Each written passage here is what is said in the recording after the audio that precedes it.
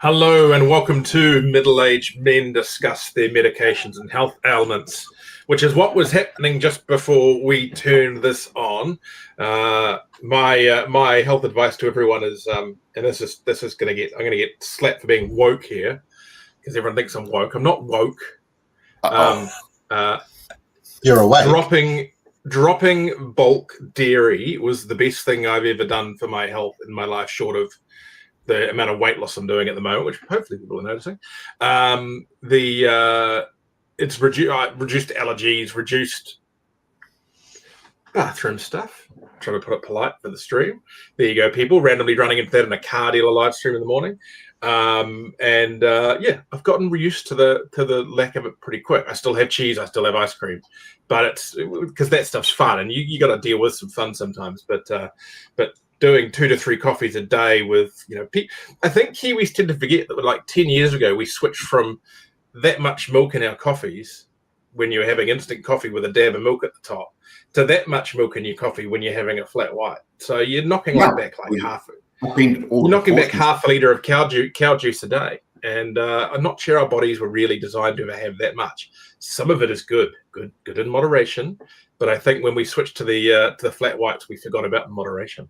Anyway, random. Where this started, for anyone watching this that gives a damn, is there's probably quite a few middle-aged people amongst us that watch this, and probably if more than a few of us have had a tour through the old cardiac units in your location, wherever you are.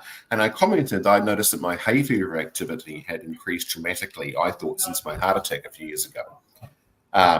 If you don't watch the show, all good now. Thank you very much for asking. But a comment that you raised, David, about coming off an ACE inhibitor or work done around an ACE inhibitor, coming off that. But the ACE inhibitor clearly had some negative effect upon hay fever. And I was thinking, Now, this could be a very shallow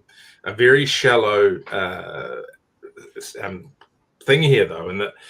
Are we talking about allergies more broadly, right? I suffer from eczema and all kind of things, right? Or are we talking about a snotty nose? Because most heart medication that has any form of relation to blood pressure or dilation will affect your nose. Prime example being there is that the most common side effect of taking Viagra is a stuffy nose, because it's an area where dilation and restriction of blood vessels has a instantaneous and immediate effect. Yeah, I'll preface this by saying each of our bodies are slightly different, and sometimes you can be an outlier. Putting that aside, I've lost 14 kgs over the last year, and as a consequence of that, my blood pressure is dropping. So, and I was on 3 different types of blood pressure medication, all low doses rather than a couple at a higher dose. And one of them is an ACE inhibitor, one of them is a diuretic, and the other one is some other form of treatment. So after a long discussion with the doctor, I had said to him I'd run out of the ACE inhibitor, because with his permission I was playing around with which ones would work for me with a drop in blood pressure, and that I noticed that my hay fever had reduced. And he passed a comment. He said sometimes an ACE inhibitor it's not often, it can play around with your ability to react to things like hay fever and stuff. So we decided that I would run with dropping the one that increased my hay fever, because I had that each day, and I've retained the diuretic, which has a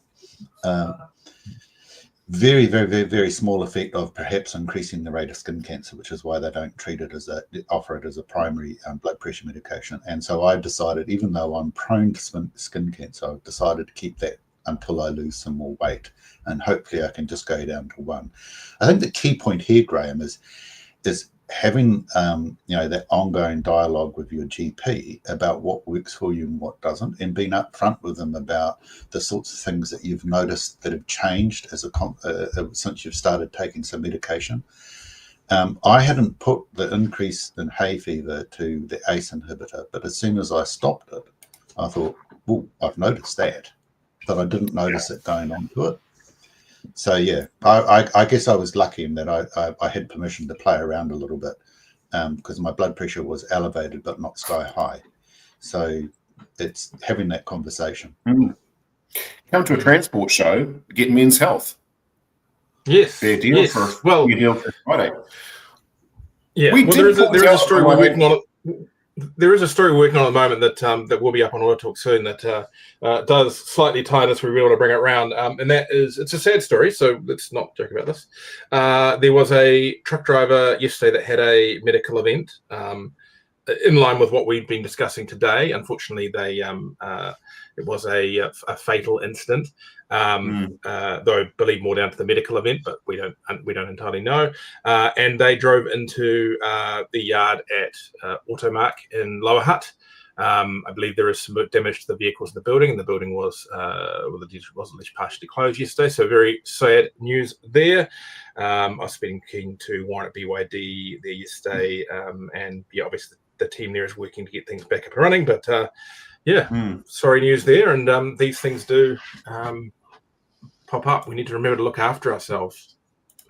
We said this 2.5 years ago, and we did a show from, I actually streamed a show from the hospital here in Waitakere. I was at that stage up and functioning again.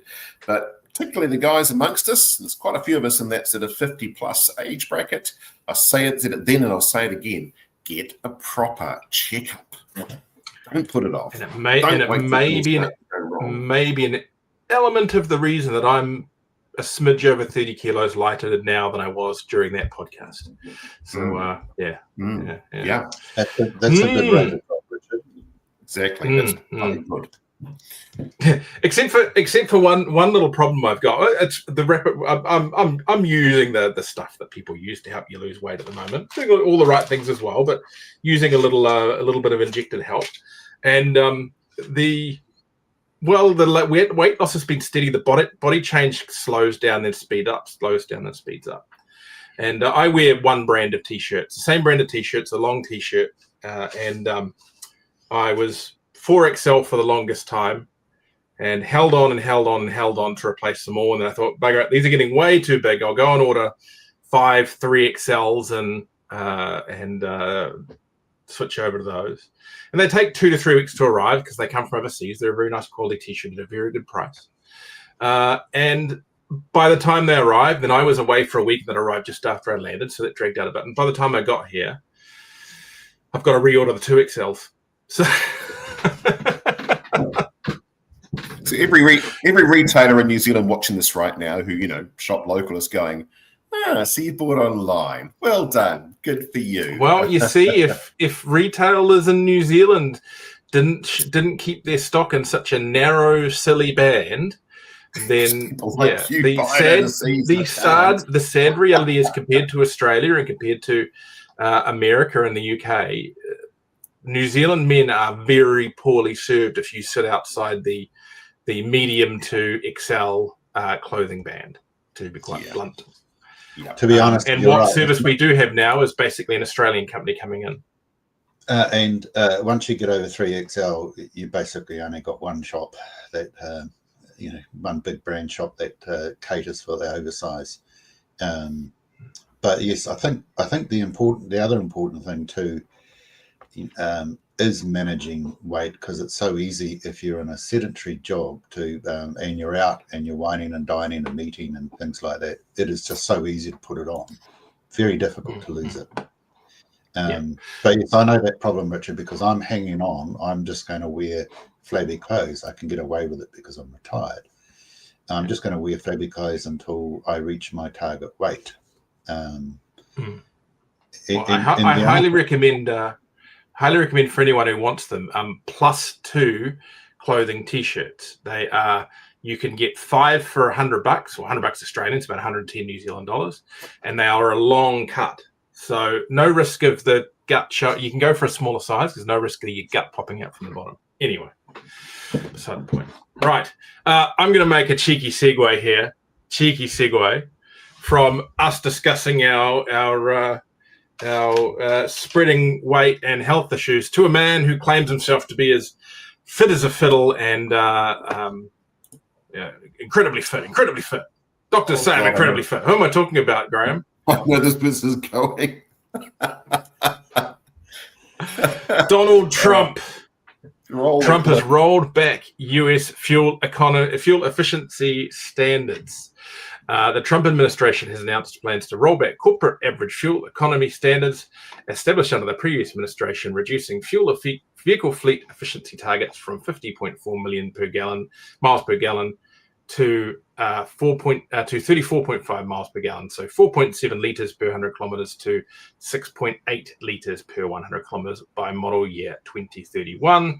President Trump announced the proposal at the White House on Wednesday, says we're officially terminating Joe Biden's ridiculously burdensome, horrible actually, CAFE standards that impose expensive restrictions and all sorts of problems. I can't do a Trump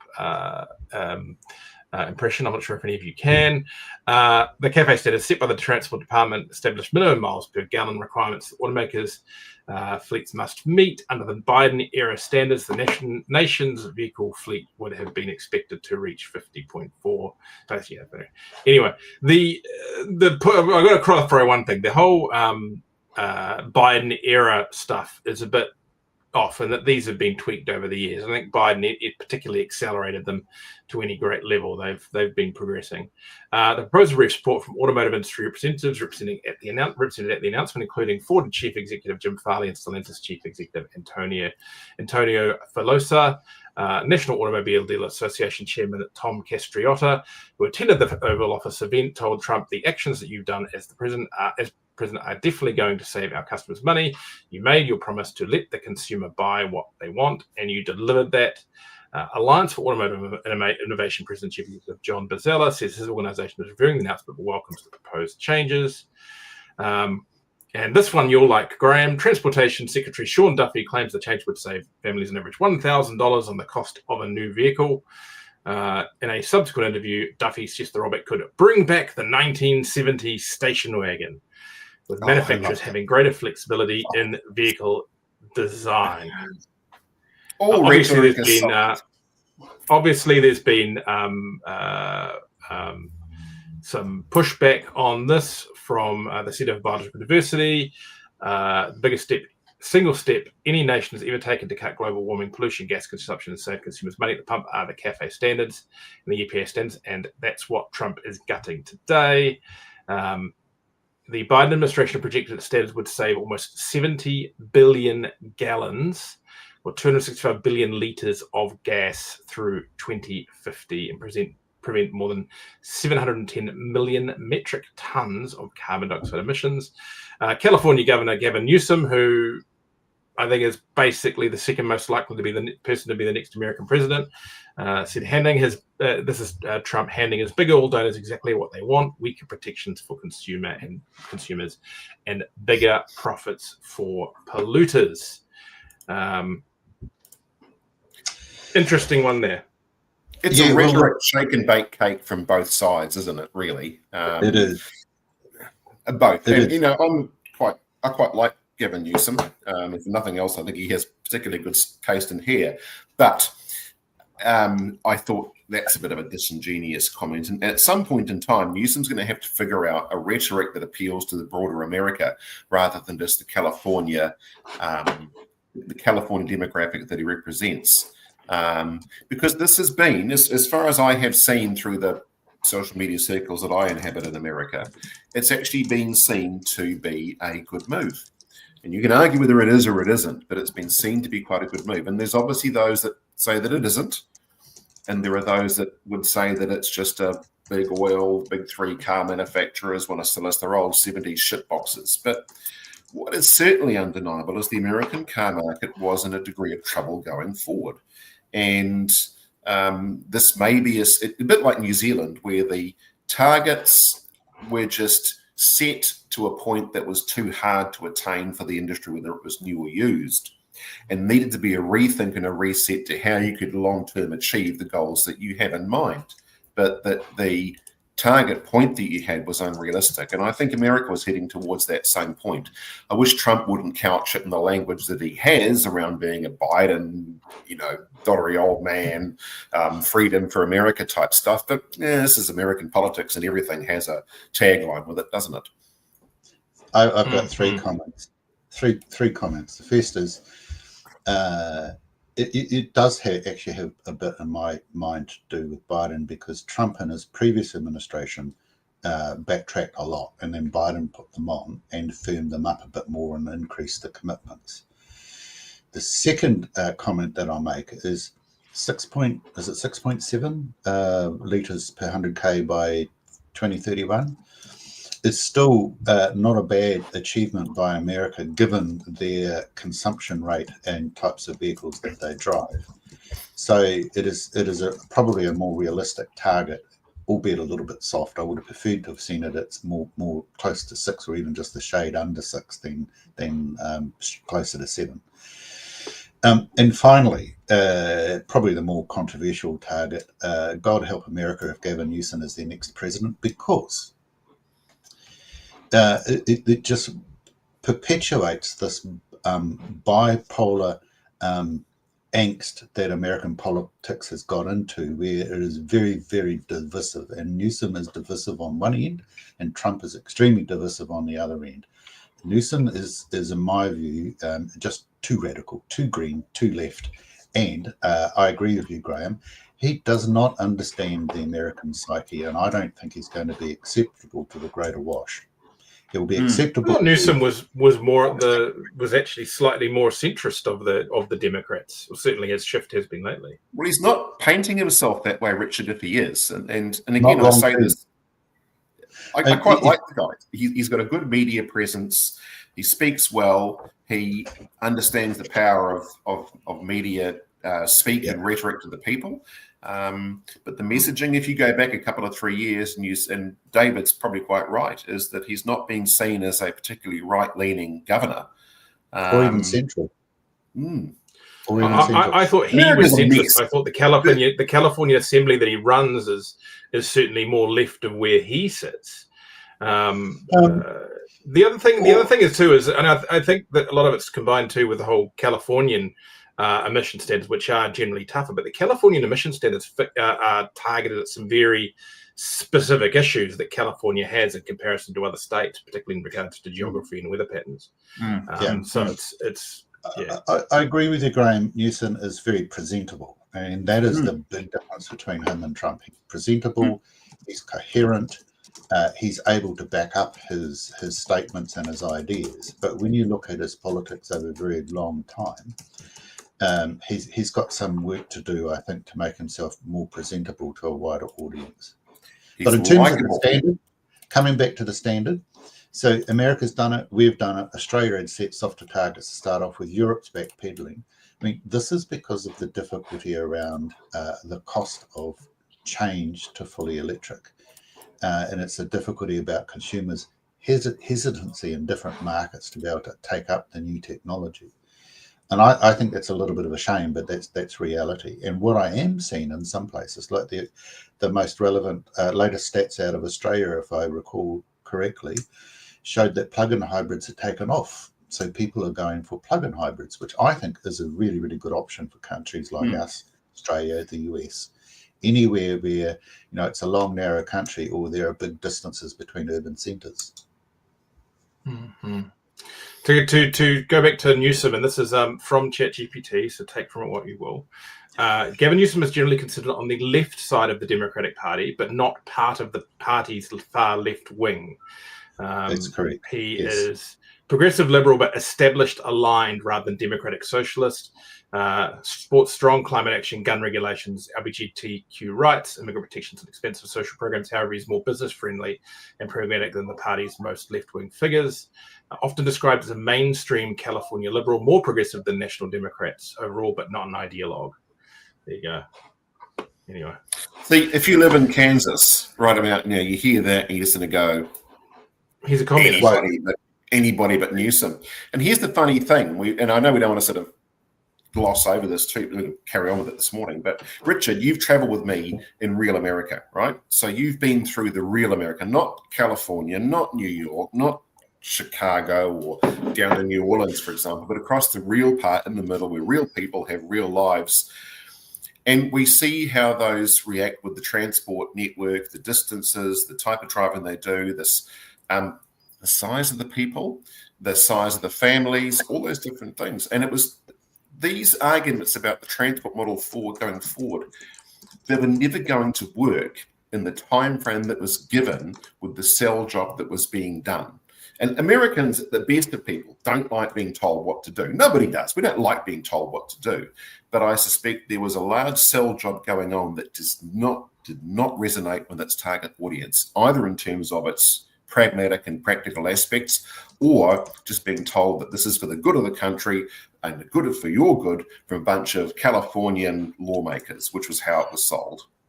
And I think one of the other issues there that they are grappling with is the cynicism over where is the electricity coming from to charge these vehicles, because they have electricity cuts in summer and they have electricity cuts in winter. They can't serve the grid as it is at the moment. So there's a great deal of cynicism around the ability to even sort of plug into the network reliably. Whether it's true or not is a different story, but that's the perception, and that's a real barrier. Australia, on the other hand, they seem to be overcoming that. I sense that the market there and the public perception is that plug-in hybrids and electric cars are gaining some degree of acceptability, and that's the direction to go. So it's a different market, whereas in New Zealand, our rate of growth for EVs is incredibly modest at the moment. And even our rate of growth of plug-in hybrids is more modest than what I thought it should be or could be. So it's a strange market. Here's a question we should drift onto at the moment. I think a lot of that comes down to A, the messing with the market, and B, the how would I put it? And the economy. If the economy is stupid.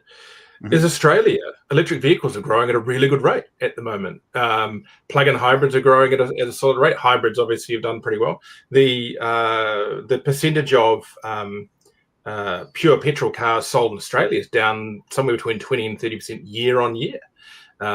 It's really interesting. So what are they doing right that we've been doing wrong? I think part of it's just that we never had that artificial push, so we never had the negativity behind it that's kind of fallen to New Zealand, and people have got money to spend, and they're willing to spend money on cars they think are cool. I don't know, tricky one. Just a note with the whole the kind of cars that Americans buy and drive and so forth. Top selling car in America is the Toyota RAV4. It hasn't been the F-150 for quite a wee while. That's a bit of a very spread, a bit of a misunderstanding. It is still the F-150 is still the top selling vehicle in things like Texas and some of the big expensive states, but the RAV4 took over quite a while ago. So yeah, look, I agree that the targets went too far. They got a little bit too ideological. The problem being is, do we then end up with pushing back too far the other way because of ideology for the same reason? You know, one ideology doesn't fix another ideology, and someone needs to actually sit down at some point and go, okay, let's work out what actually does work and what we can do. And I don't think that we should avoid being a little bit aggressive, a little bit adventurous. We can't just set targets based on what the industry always says it can do at its happy, sustainable pace. I do think you need to set the needle just a degree past that. But we had gone, and Australia had gone, and America had gone too far past that. I'm not disagreeing with that. And then that was consistently my advice during the Julianne Genter years and Labor and with Michael Wood, was set the target just a degree tougher than what industry wants, not 10 degrees tougher. Because good luck with them listening to you. Yeah, well, that 9 degrees extra is just a cost on the economy that you don't need to have. It's a tricky one in that sense. I had another point, but I've forgotten it. It's the old man show after all. Yeah. Yes. Anyway, I just wish it wasn't couched in the usual Trump rhetoric. I mean, that's, again, this is America. Get used to it. This is how it's going to be. So I know. And you've got. Yeah. So, sorry, the point I was going to make as you recall, I was an official for 22 years.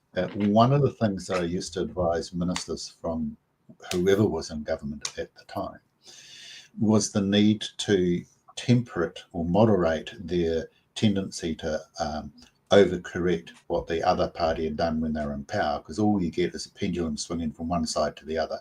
Can we have the pendulum stopping down in the middle? Very rarely was that advice. They never listen to you, David. They never listen to you. But, you know, it was something that I was really consistent with as an advisor. And the more senior I got, the more vocal I became about it. And some ministers said, yes, I hear what you're saying. And if I was in your shoes, that's probably the advice that I'd give myself as well. But I'm the politician here. I'm elected and I have a mandate. And for this reason, I'm going to do this. Well, at least they were honest, but it doesn't actually solve the problem. Yes. No, absolutely. Right, now let's, we said this was an express edition, which is normally 30 minutes. We're at 26 minutes. We only know one story. Right, let's rock and roll. So let's keep it moving, lads. Oh, nice ad for Assurant up there. Right, new vehicle market gains ground in November. The new vehicle market strengthened in November with both passenger and commercial registration ahead of the same month last year, and helping lift the sector after a subdued first half. A total of 13,615 new vehicles registered, up from 12,168 in November 2024, an increase of 11.9%. Year to date, the overall new vehicle market has reached 128,769 units. Don't go into too much detail there, but obviously a solid month. Though I've been analysing the numbers since, and a lot of rentals and a lot of dealer demonstrators. Now that's not unusual. November can quite often be, October and November can often be the peak months for rentals. But with a lot of buybacks, it's going to be interesting to see what flow through for the market could come from those numbers. And before we discuss them, imports still not great. Used import market eased again in November with both passenger and commercial registrations down on the same month last year and continuing at the softer trend seen through the second half of 2025. 7,149 used imports registered in November, down from 7,707 a year ago, a fall of 7.3. That's combined. Passenger registrations were 6,782. Compared to 6,920 in November 2024, down 2%. So when you look at it in that respect, 2.2% year on year for the passenger cars, not awful, but still not good. Still not. I mean, the issues are the same, is that the buying in Japan is still horrible. The selling in New Zealand, I'm convinced there's been a bit of a lift in activity with the marketplace itself, but now we have the problem where we can't necessarily access the cars that people want to buy, or that we've been filling up the shopping cart with stuff we probably shouldn't have just to make up the numbers, and the public are not fools and they're not going to buy the stuff that's being landed that was just there to fill in space in the ship. I mean, there's been some shit arriving. Look, every industry, new or used, has stuff that we probably look sideways and say, do you really need to have that? The used import market does not bring shit into the country. It lands quality vehicles at a reasonable price. I can say what I like, Richard. But I think that's a real issue at the moment, is that we've not necessarily been able to land all the stuff that we want for the buyer activity that is in the market. Don't forget, the numbers only reflect the people that are actually putting money down to purchase a vehicle. They're not reflecting the number that are in the market, but are not actively purchasing in the market. Yeah, and I think looking at the new vehicle market, my observation is October and November are traditionally high for rentals. So when you do a year-on-year comparison, that's a valid point. What would be what does inflate the numbers though is when you get an increase in dealer vehicles, and sometimes, dare I say it, sometimes that is because they're trying to reach some targets and they bring forward the decisions about when they do the dealer vehicles, because it's the end of the year and it's a calendar year sort of target. So doing your year-on-year comparisons, if you strip out the dealer vehicles and what's happening there, the true sort of indication as to if the industry is bottomed out and is growing again is the normal retail sales plus what I call the commercial sales, i.e. rentals, and that sort of thing. It's the market is steady. It's not robust. Is it growing? Do you guys want to guess the percentage of rental cars of the market last month? About 18% as a guess. 22. Around 40. Oh, that is a big month. Wow. Well, okay, so a little story along with that, then I can say this, is that I should have actually guessed higher, because a certain model that features very highly in the figures you saw there a second ago, I have was commented to by one of the people that does vehicle testing for COFs, not very far away from me right now, had commented that they had 1,500 of them being supplied by a local business not far away from me coming through for COFs they had to deal with before Christmas. 1,500 of them, and that's reflected in those numbers. Yeah. Now, this month obviously sees vehicles that don't really sell 1 month a year, and that's things like the Kia Carnival at 129, 87% rentals on the Kia Carnival, 150 Hyundai Tucsons. Where are we? 195 rental Rangers, 277 rental Everest. What else have we got here? See, while you're doing that, the other comment I was going to make, Richard, is the new car market is doing surprisingly well, given our immigration is down. When immigration was strong, the population was growing. The new vehicle market was growing because you've got more people there. So at the moment, the way immigration's been going this year and the way the economy has, I think the new vehicle market is doing surprisingly well. That's my view. 692 RAV4s. Is that the model you're talking about, Graham? No. How many? No. No. But that's interesting. That'd be RAV4s for WAFs, not COFs. Sorry? Graham said COFs. Right, certificate of the rentals still need COFs. They haven't changed that over yet, have they? Okay. You require a COF. COF 80 for a rental. Yes, the interesting thing is I get certain people coming to me and go, oh, these Chinese cars are going off to rentals. The percentage of rentals on the Chinese brands is actually really low. Yeah. Interestingly. In Australia, it appears that MG have done very well on the rental car front, putting the MG3 and other models into the budget rental fleets, and not a lot here. No, MG, the Model 3 is 2%, HS is 3%, QS is 12%, and the ZS is 6%. No, the bigger rental brands are obviously Toyota, which remember they'd bailed out of rentals for a while, but they're well and truly in it now. Mitsubishi, if we look at Mitsubishi, the ASX Outlander and Pajero Sport are 65%, 60%, 65% respectively. Mazda had a very big rental month. Kia has a very big rental month. 80% of Seltoses. So yeah, it's big. It's big. And right. The fact that rentals are buying also indicates their increased confidence about inbound tourism. Yeah. It's or even domestic tourism. It's interesting. I live in a holiday hotspot, and the businesses here are already seeing the start of the season is bigger than they've seen since pre-COVID, basically, or the bump after COVID. It's massive. It's going to be a massive summer. We're talking about this as if it's a bad thing. I mean, the whole rental vehicle stereotype. A car sale.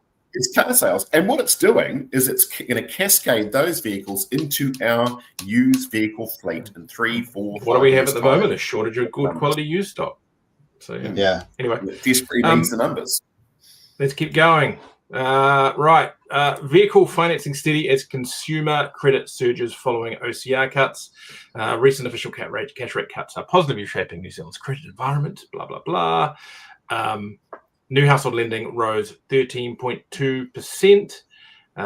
Vehicle financing is stable. Loan demand grew 1.3% year on year.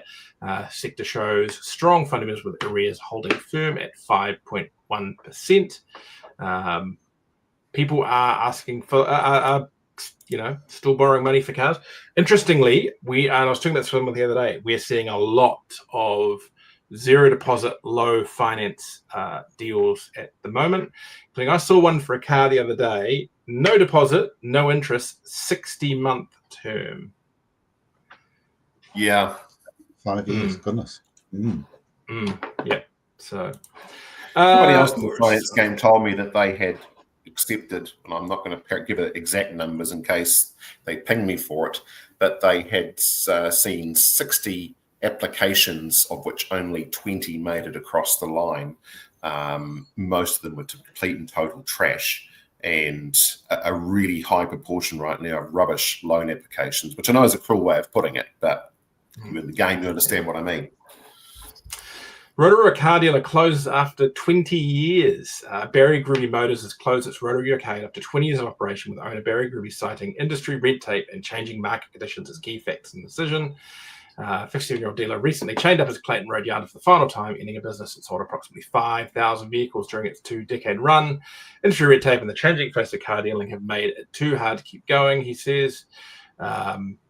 The Gruby name has been associated with Rotorua's automotive trade for decades. His father, Barry Gruby Sr., conveniently enough, operated the first Barry Gruby Motors on Pukaki Street from 1963 to the early 70s before financial pressures forced a sale. The younger Gruby spent 18 years working for established dealer Jeff Kenny. He's off to be a fishing guide and relax a little bit. So probably a nice move for him. But not the only one we're seeing close the doors, and the last one we're still going to see close the doors. Now, interestingly, you're talking about the demand for older vehicles and them getting harder to get in reasonable condition last week, Graham. Thousands of cars driving with overdue rego and WOF. Almost half of everyday vehicles checked by a vehicle management app are overdue for either their registration or on a Fitness RNZ reports. Bonnet, a New Zealand developed app that links to the NCTA data to help drivers track one of its registration maintenance dates, analyze information from 21,500 privately owned and fleet vehicles. So it's 66% in Northland without a warrant. Yeah. The figures showed major regional variation. 6% of vehicles and WAFs in Northland were overdue, compared with about 16% in Auckland, 8% Otago. Now, I will say one thing about those Northland vehicles. Half of them are probably sitting in paddocks, because they do grow in paddocks in Northland, and they're not necessarily being driven on the road, or having a farm bash is not uncommon where we are. But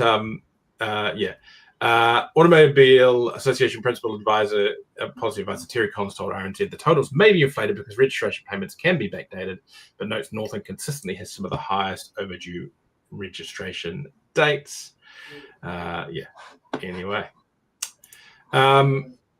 Let's get through last quick little couple. Just what you find better say. Politically, that has been such a hard one for politicians of both ilks, if you like, over the last 20, 30 years. And David, you'll know this too. It was just, in the end, seen as just too hard a political barrier to push to crack down on significant roadside enforcement of vehicle defects. Politically, it became just a hot potato that nobody was willing to hold. I recall vividly the number of times my hands were smacked when I was with the Ministry of Transport 20 years ago. And we provided stats about the rate of non-compliance in the East Coast and in Northland. We did it more to basically update ministers on the size of the issue, but it was taken as that we were picking on people who could least afford to do it, and it was a poor economy and da-da-da-da. In other words, it was shorthanded for stop picking on people who can't afford to pay. They didn't want to touch it. Stop picking on my voters, David. That was really it. Stop picking on my voters. Yes. Custom Fleet partners with Carbon Group for sustainable mobility. Custom Fleet has announced a strategic partnership with Carbon Group to deliver sustainable mobility solutions across Australia and New Zealand. The collaboration will focus on scaling Carbon's technology platform and introducing new sustainable and digital tools to Custom Fleet customers. The partnership aims to provide joint venture solutions, combining technology, data, insights, advisory services, and flexible financing. What we're looking at there really is a traditional leasing company looking for some help on some of the new ways of doing things. And I will say we have a bit of a tie-up with Carbon at the moment. We are going to try one of their Zilch subscription cars. We're going to have a subscription vehicle for one of our fleet vehicles and give it a go. Kind of get a new vehicle whenever you want. And if you go down to Wellington or business, grab one of their vehicles at the airport and all kinds of stuff like that. So yeah, interesting stuff there. There's so much been talk over the years about different ways of financing, selling, and leasing cars. It's really now just starting to kind of tickle over. So yes, two last little quick stories to finish. Jailed chop shop boss loses $1.8 million in properties. A Christchurch chop shop operator jailed for receiving stolen vehicles will lose 2 Wellington properties worth $1.79 million after the High Court approved their sale under process of crime legislation. Abdul Ahmadi was sentenced to 3 years and 3 months imprisonment in November after operating a sophisticated stolen vehicle dismantling operation that exported parts to the United Arab Emirates worth more than $500,000. That's just the tip of the iceberg. That's the money they found. Yeah. Now, if you're wondering about what this operation was all about, if you've heard stories and actually seen pictures of stolen Hiaces and Corollas and Hiluxes somehow ending up recombobulated in Afghanistan, that's where they were going through. Yeah. Stealing them, piecing them up a little bit, squeezing them in containers, sending them to UAE where they were being reassembled and popped on a boat over the, or popped on a, I guess shipped across to Afghanistan. So, yeah, an interesting one, that one. And last but not least, one for Graham to be excited about for the future of stock on the yard. And one that I'm sure we both drove a few of back in the past because they were pretty cool, even if they did go a bit nana near the end. I kind of like the last one. Honda Prelude's back, and it's going to come to New Zealand. So Honda is bringing back their kind of mid-sizey sports coupe. It's going to be a hybrid. It looks actually like a proper sports car. Like the appeal of it. Graham, you got any fond memories of Preludes from back in the day? Well, I can tell you a story about a Prelude. My wife, who was then not my wife, I sold her a Prelude back in the very early. This is how I met her. Was I sold her a Prelude? Well, yeah, she might have just come to buy the Prelude off me. I'm not too sure. It's a bit murkier in the details, but yes, part of our initial dating was that I sold her a Honda Prelude, and we ended up dating and married 2 children later. So it was the Prelude was actually the deal. When I was a student, my father bought a Prelude, and I came home for a holiday, and he was as proud as chips about the car sitting in the driveway, and so I took it for a drive. I have to say I was really impressed. They were nice cars. They drove well. Yeah.